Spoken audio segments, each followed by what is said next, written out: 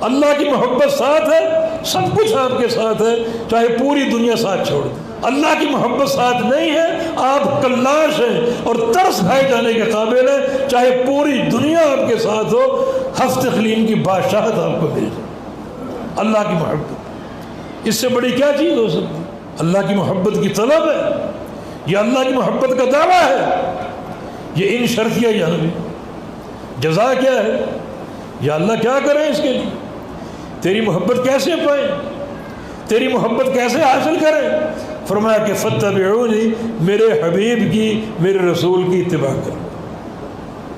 وہی شرط اور جزا، وہی شرط اور جزا، میرے پیغمبر کی اطاعت کرو گے تو میری محبت تمہیں مل جائے گی۔ یعنی میری محبت، اس کا حصول مشروط ہے میرے پیغمبر کی اطاعت کے ساتھ۔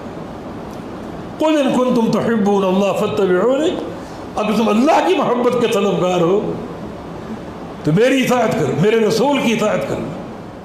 تم تو اللہ کی محبت کے طالب ہو، میرے رسول کی اطاعت کرو گے تم اللہ کے مطلوب بن جاؤ گے۔ یہ تمہارا سفر ہے ایک محب کی حیثیت سے کہ اللہ ہمارا محبوب بن جائے۔ میرے رسول کی اطاعت کرو گے، اللہ محب ہوگا، تم محبوب ہوگا۔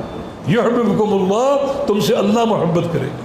یغفر لکم ذنوبکم، اور اللہ رب العزت تمہارے سارے گناہوں کو معاف کر دے گا۔ جب محبت آ گئی تو پھر گناہ کہاں باقی رہتے؟ پھر کوئی گناہ نہیں۔ جب اللہ کی محبت بندے کو حاصل ہو گئی پھر گناہوں کا معاملہ ختم، اللہ تعالیٰ سارے گناہوں کو معاف کر دے گا۔ کتنی عمدہ ترتیب ہے!